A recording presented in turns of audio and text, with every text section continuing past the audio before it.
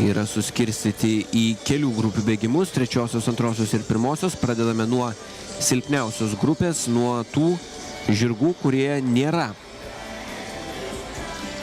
laimėję pirmųjų ir antrųjų vietų šiais metais vykdytose lenktynėse.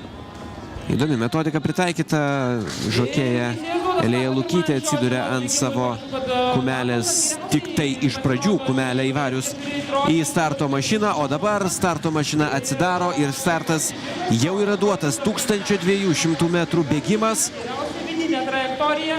Ir kol kas tai, žinoma, žirgas Tros yra pirmas. Pirmojoje pozicijoje Tros, pažymėtas 4. numeriu. Ir dabar taip, Tros vis dar pirmojoje pozicijoje, į antrąją vietą kyla Džuna, 6. numeris, Naramuska 3. pozicijoje ir būtent šie žirgai ir buvo laikyti bėgimo favoritais prieš startą. Žirgas Tros vis dar pirmas visiškai greta jo Naramuska. Kol kas Ugnė Mickutė su Tros niekam neužleidžia pirmosios pozicijos. Taip, pirmauja Ugnė Mickutė ir žirgas Tros kol kas paskutinis posūkis. Tros įveikia posūkį vidinę trajektoriją, tai ir yra rekomenduotinas būdas, jeigu tam nėra jokių kliūčių ir jeigu tako būklė vidinėje trajektorijoje puikiai. Finišo tiesioji jau netrukus dėl pirmosios pozicijos. Įtemptai kovoja Naramuska ir Tros. Finišo tiesioji.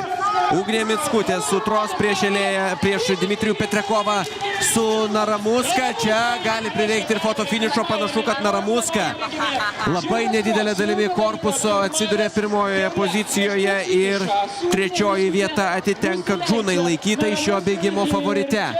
Lauksime išvadų, ar niekas lenkdamas, sakykime, nepažeidė taisyklių, neužkišo savo žirgo, trukdydamas bėgti kitam žirgui, tačiau preliminarus rezultatas yra toks, kad Dmitrijus Petrekovas laimi šį bėgimą. Na, labai sunku pasakyti. Dmitrijus Petrekovas išbėgo po finišo linijos jau pirmas, bet kaip ten buvo su kojų pozicija ties finišo linija, dar labai drąsiai sakyti negalime.